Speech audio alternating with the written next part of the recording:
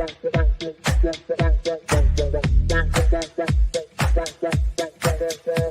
Connections Radio presents the Love of Business Podcast.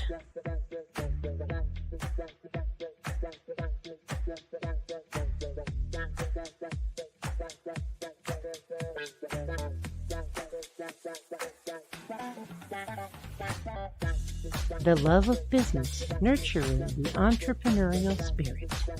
This show is brought to you by Paid Per Letter. Write letters and make a difference. paidperletter.com/Uncle Dan.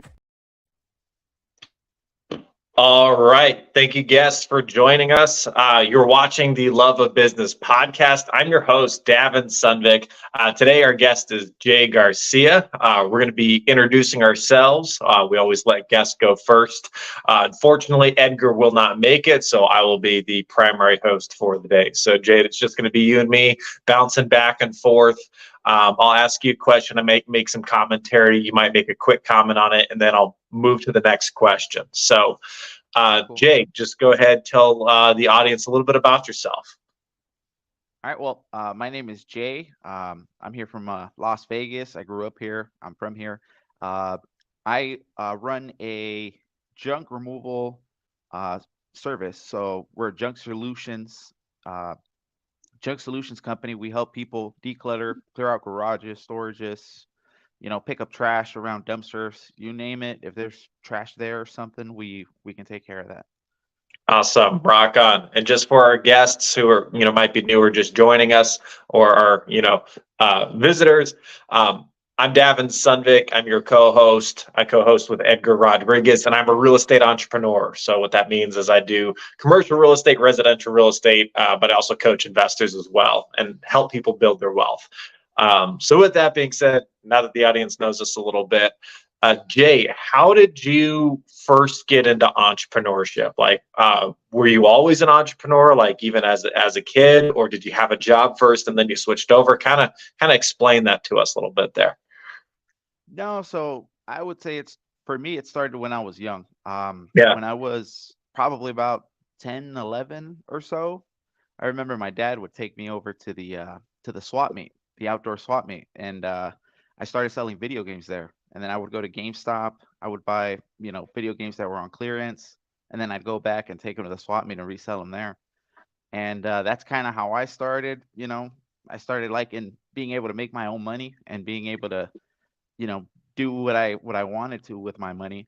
And I kept the video game thing going for, till I was like 17. I jumped onto eBay and I started doing it there. And then at 18, I got a job. I ended up getting into property management. Okay. All right. Rock on. So, actually a little bit about the real estate industry then, and the property management game then. Okay. Rock on. Yeah, I did it for 6 years. Okay. See, I got a buddy, he's into property management, and he tells me, he's like, I would never start a property management business without a business partner. He goes, it is just a crazy business to be in. So that's why I ain't in it anymore. I can relate. I can see why. No worries. All right. I feel like a lot of people, like they have that employment period first, or like they might be entrepreneurial when they're young. And then, like you said, they realize like they get stuck in a job and they're like, man, this is like a job, just over broke. Like, I'm not making enough money to live comfortable, but like at the same time, like it's too stressful or whatever it is, it's just not worth it.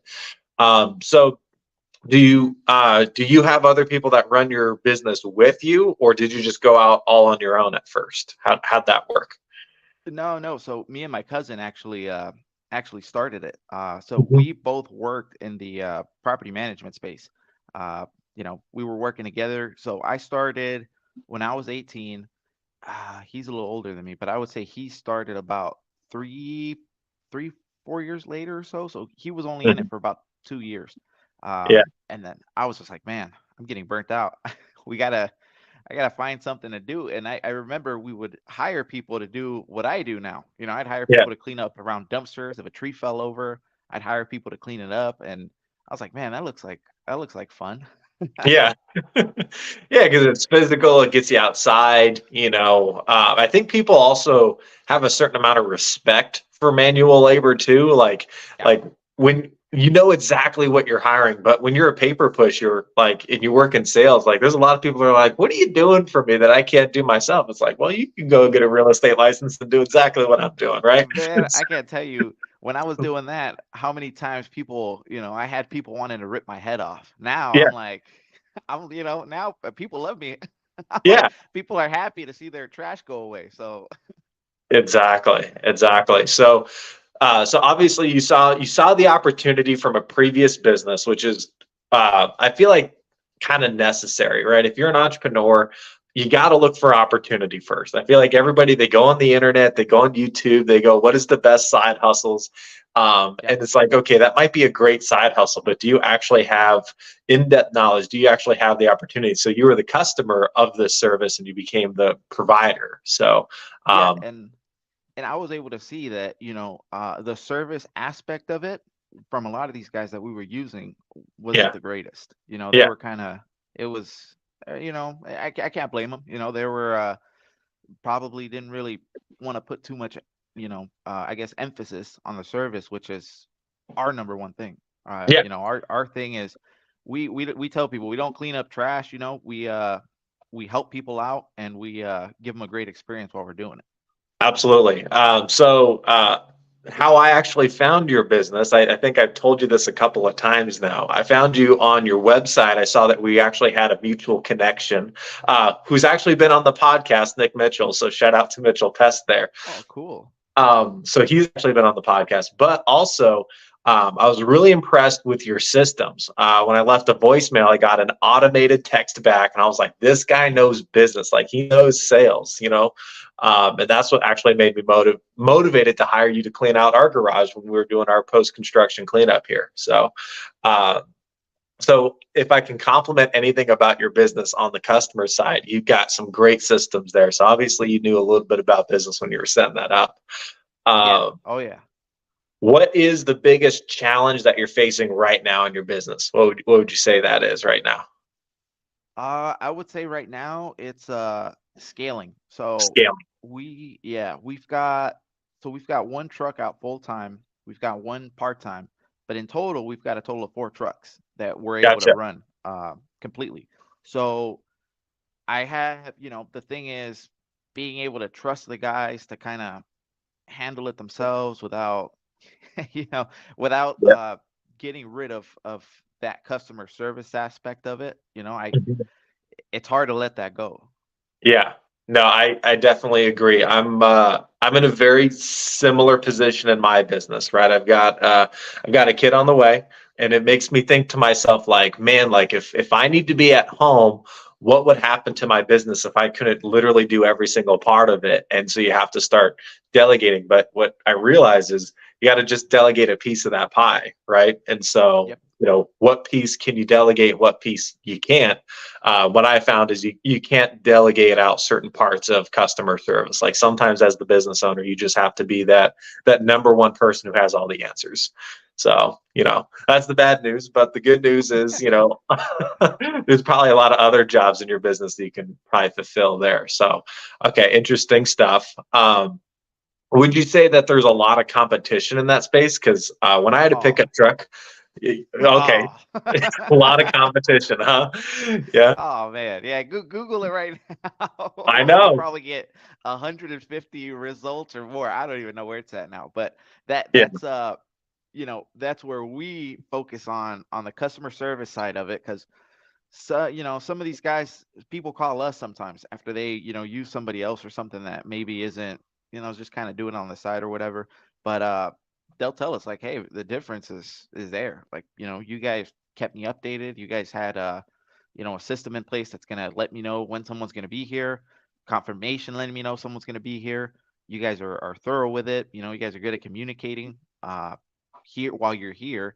And sometimes, I mean, I've gotten a few where they'll be like, man, I was scared that this guy was going to come back and break in my house after after he left, when they use those, someone, I don't know, someone that maybe doesn't really take this serious or something. But Yeah. Yeah, I would say that that's a big one. We do focus a lot on commercial because I know um, a lot of the guys that are kind of doing it on the side, they can't really touch that part of the business. So that's been a big focus for us too. Rock on. Good deal. Good deal. All right, let's transition just a little bit. So, what are some ways? What are some benefits of being a business owner? Right. So we kind of got into the why you started. Right. There was that burnout phase where you're like, I got to do something different. And then obviously you're going through your own challenges and your growth because you've had some success.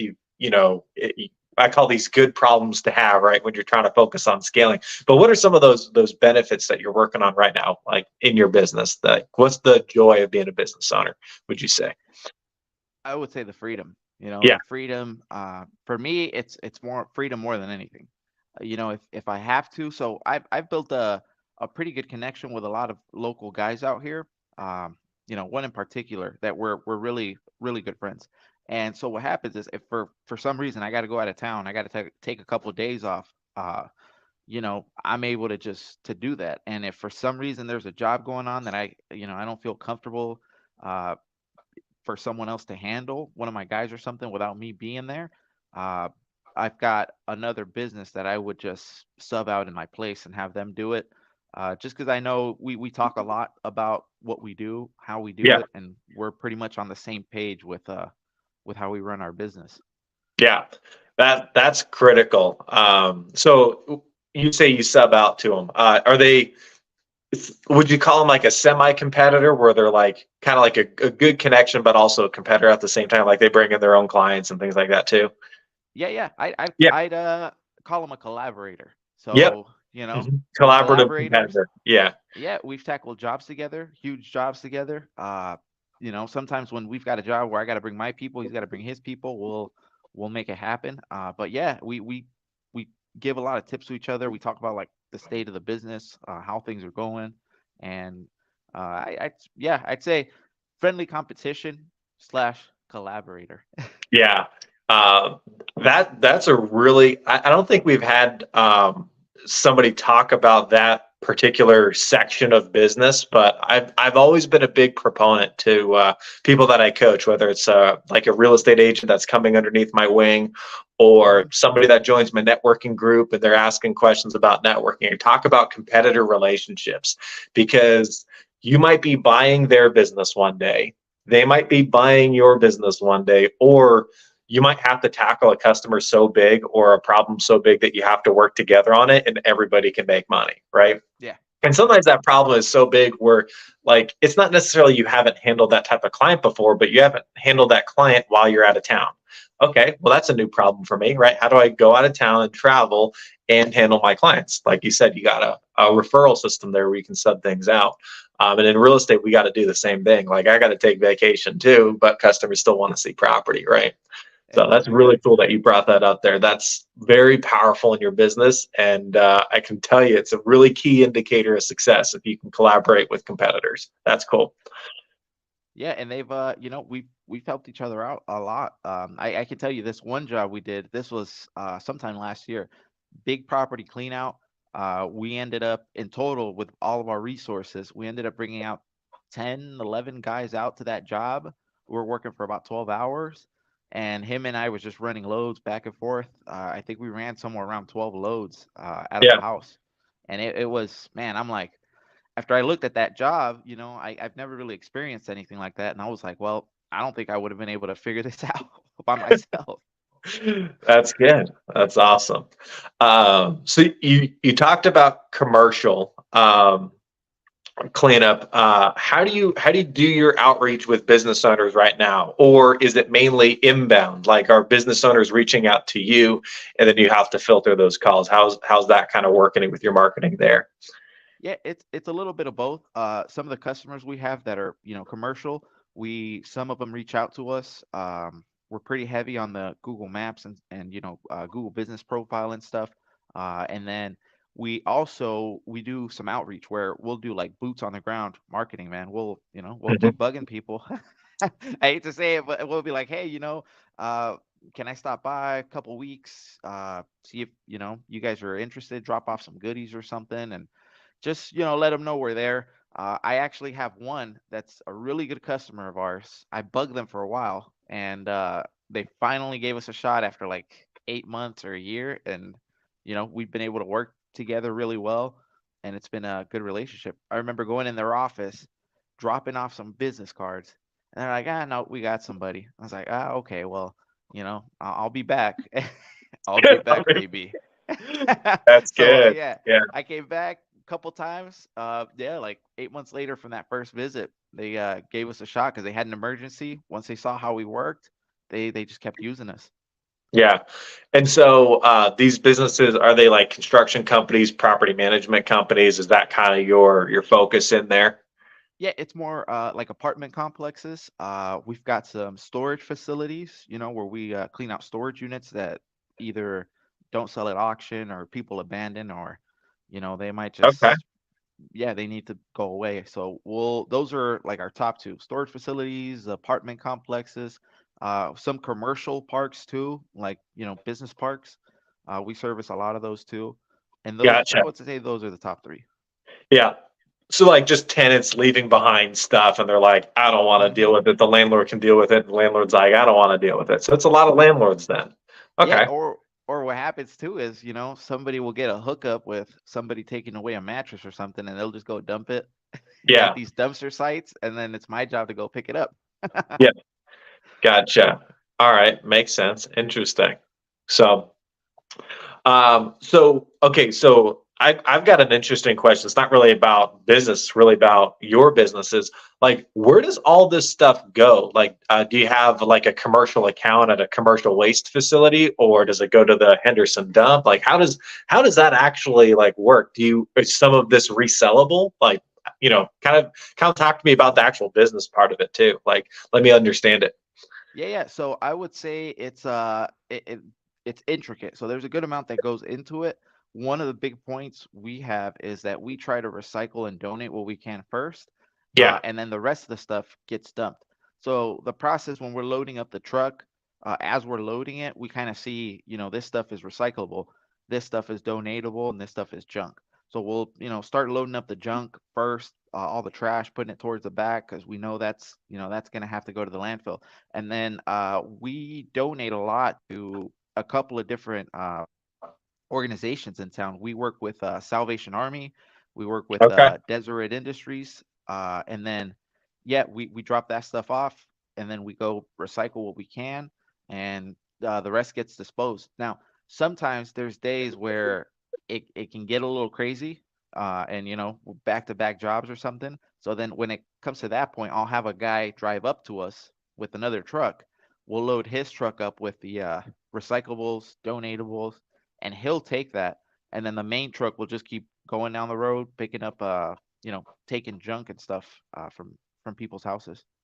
Gotcha. Interesting. Yeah. So you kind of have like a first priority system where like the good stuff is treated slightly differently than I don't want to call it the bad stuff, but the waste, Yeah, right? The the stuff junk. that really is truly junk, right? Because yeah, sometimes what's junk to one person is not all of it's junk. Like you said, some of it like other people can reuse, or sometimes we can recycle it, which is actually awesome to hear. Because as our planet kind of, as we expand into the planet, we're using those resources, and if we don't recycle it, it's not there for the next generation, right? So Yeah, and then I just realized, to answer the next part of your question, we do have a commercial account with the landfill, and then with some transfer stations around town. But yeah. yeah, the landfill, I don't know if you've ever been, but it's one of those things you should check out while you're in Vegas. You When you see it, you'll be like, man, I can't believe there's something like this close to Vegas. Yeah. Oh, are you talking about the one up as you drive north on the 93? Yep. The Apex Apex. landfill. Yeah, that one's interesting. I've driven past it a couple of times, and it's just crazy to see like how much how much land we use that wildlife can't use. We can't build housing on it. We can't build businesses out there, right? All of it is literally just what we put in the garbage, and Yeah. it makes you more conscientious of like, man, like maybe I should live my life a little different, but It does, because then I start thinking about some of this stuff, and I'm like, man, this stuff is gonna end up getting buried. Like, yeah. should I really throw this out? And then it kind of makes you think, I probably shouldn't throw that out. That's not good. Yeah, which I think is important because I think there's probably, like you said, in your industry, when you have a lot of competition, right? Typically, what a lot of people will do is they'll say, okay, how can I cut my costs as much as possible? How can I cut as many corners, right? And that's where you get the people that are like throwing out stuff that could be donated, but it Yeah, just takes a little extra time, right? So, exactly. um, I got a question. Businesses, I think it's great to give back. So you're donating. Would you say that your donations help you build relationships and get more jobs, or would you say it's kind of like just pure giving? It's just an opportunity to kind of just get rid of some stuff that could have been used by someone else. Kind of help educate the audience there on that part of your business. Yeah, I would say it helps us out. It helps us out with getting business and stuff. Now, I don't want to say which places because I don't know if they're allowed to do it, but Yeah. but I got like some of these donation areas. I'm really cool with the guys. The guys are nice, they always help me out when I show up. So some of them, like, I give them stacks of business cards. Yeah. And when somebody shows up and they're like, "Hey, I have something I want to donate, but it's too heavy," they'll pass out my business cards, and it's helped me get a couple of jobs out of it. See, there you go. It's so underrated. So under anything that you give back in business, I feel like people are totally okay. Like if you've given free value, like something that's truly free, right? Like a donation, or you volunteer somewhere and you give out a stack of business cards. You say, hey, look, if you guys, need my help in business in any way, give me a call. People are actually willing to do it. It's like the best form of free. I don't want to call it free advertising. You still give the donation, still give the time, whatever you give. But I don't think you can get that level of advertising on Google, like as far as the ROI goes, because like you're donating Yeah. something that somebody paid for you to take away. So you're almost getting paid to advertise for free, right? That's Yeah, cool. and I feel like it's good for the soul too. Like I've got some guys that, I can't tell you how many people I've helped furnish their house. Like, man, Yeah.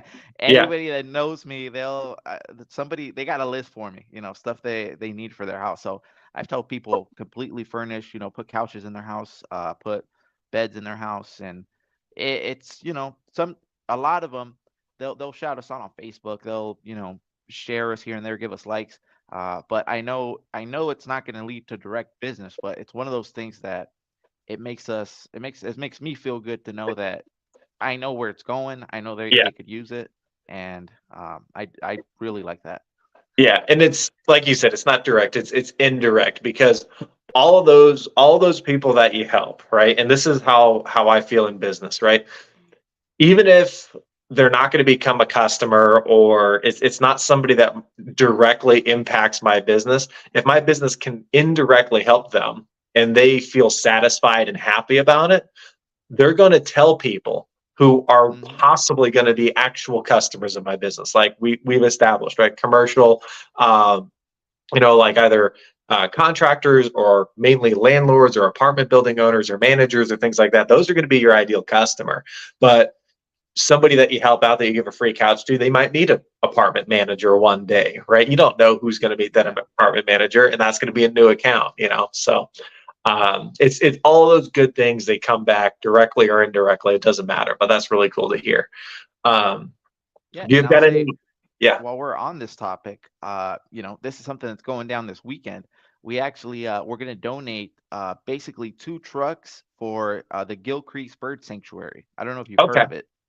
I've Up heard of it, over. but yeah, go ahead. Yeah, Kind yeah. of explain about it a little bit more. Yeah, so they're a nonprofit out here in the, like, northwest side of town, Centennial Hills area, Hmm. and they take in birds, they take in animals, llamas, they got goats, they got all kinds of animals that uh people didn't want, or people abandoned, or they picked out of abusive situations, and Yeah. they help the animals out. So they have a lot of junk over the years. It's they've accumulated some stuff. The places need some work, and there's a new director there. She's going through, she's fixing what she can, and we talked to her, and we're going to donate 2 trucks for 8 to 10 hours on this Friday. That's just going to run loads for them back and forth to the dump, so they can hopefully get it cleaned out. Yeah, that's awesome. Yeah, and that's awesome to give back in ways like that, because that's truly one of those things where it's like you could have tried to charge him, and anybody else probably would, but you're going to build an awesome relationship doing that, and it's just such good for the community. So that's really cool, because I've been to Gilcrease Orchards as well, because they have another side of their nonprofit or business, whatever you want to call it, their organization, where they do the fruits and vegetable picking every single year, which is pretty fun too. So I'm glad to hear you're giving back to that. I don't want to say we're running short on time. We're getting close to kind of like some of our last questions here. So let me ask you this question. Is there anything that I didn't ask you that you thought could be a really cool conversation topic? Maybe just an opportunity that I missed here that you want to touch real briefly on the next few minutes? Yeah, I'd say I could talk all day, but stuff we find, we find is a good one. Customers that have given us a hard time, because we've had those too. You let me know what drama you want, and I'll give it to you. How about this stuff that we find, right? Because I don't want to be complaining about customers on the air, right? Because sometimes customers do give us a hard time, but as business owners, we got to manage that, right? But stuff we find, I can't imagine the stuff that you probably find. So just give us some of a list of what you've found so far, some of the weird ones. Yeah, so we found a lot of stuff. So bullets is a big one that we find a lot. It's something that's, I can't tell you how many, every other load or something, we find some sort of bullets or something. I found gun safes that people have had us take out. We've had weird refrigerators full of old food that will probably make you pass out if you take a whiff of them. Gosh. Yeah, we even had a guy. So he was a basketball player, and he had a picture of Kobe Bryant, a signed picture of Kobe Bryant, him and Kobe Bryant and stuff. And we didn't take that, but it was something cool that I got to see.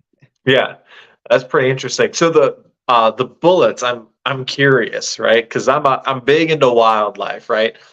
Which means I interact with a lot of like-minded hunters and fishermen. So, like, what do you do with bullets that you find? Because some of them are probably expired, right? So they're useless anyway. But like some of them are rusted, or like, what can you do with it? How are you supposed to dispose of those?